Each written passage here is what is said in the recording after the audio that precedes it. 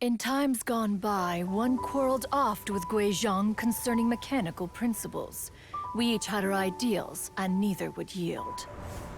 Under the pretext of a social gathering, one invited the impartial Rex Lapis to judge the quality of our creations.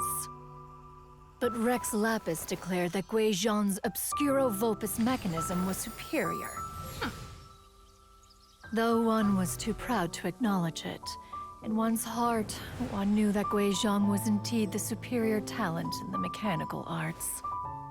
As for the story between Guizhong and Streetward Rambler, that begins with a certain bell.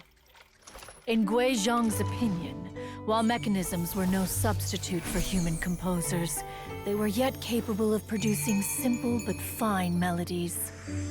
But Streetward Rambler believed music to be an expression of the soul, an emotional enterprise that could never hope to be replicated by machinery. They argued endlessly, until one asked Rex Lapis to intercede. He confiscated the bell and designated it for ceremonial use.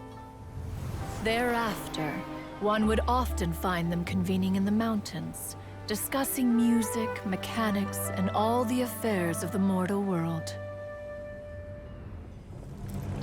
But these good times were not to last.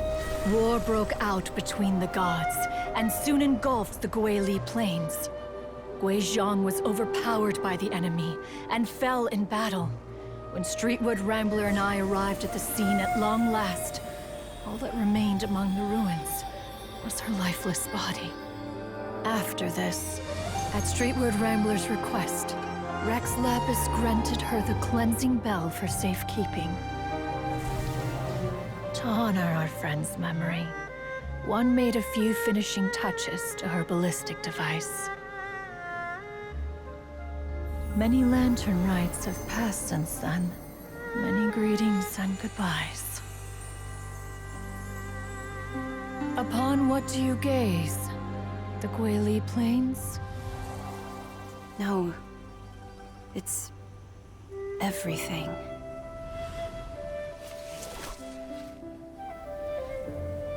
We think of human life as like a lantern that's lit one minute and extinguished the next. But are we Adepti so different? Perhaps as dust settles after a storm, we too must one day return to the world below.